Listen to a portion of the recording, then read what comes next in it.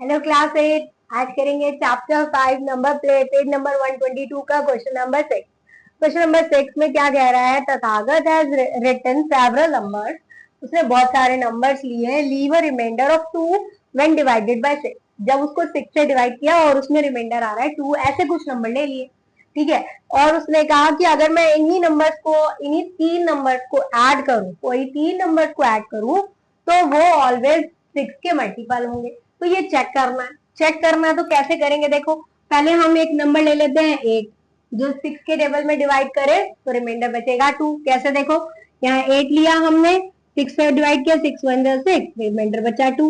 ऐसे ही 6 के टेबल में जितने भी नंबर्स आते हैं उनमें 2 प्लस कर लो। जैसे 6 2 12 होता है, उसमें 2 प्लस कर लो, 14 एक नंबर हो गया जिसमें रिमाइंडर ऑलवेज 2 आएगा।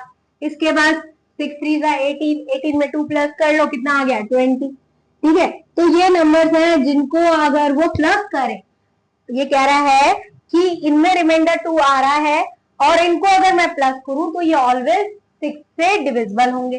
तो ये चेक करना है, करते हैं। 8 प्लस 14 प्लस 20 कितना हो गया, 8 और 20 28, प्लस 14 कितना हो गया 42।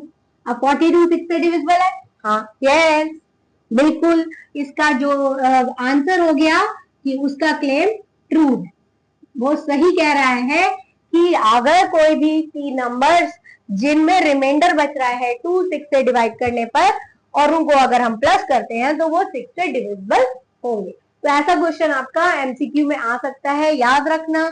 अगर कोई भी नंबर्स अगर उनमें डिविजिबल करने पर 6 से डिविजिबल करने पर 2 रिमाइंडर बच रहा है तो उनका सम जो है वो 6 से डिविजिबल हो।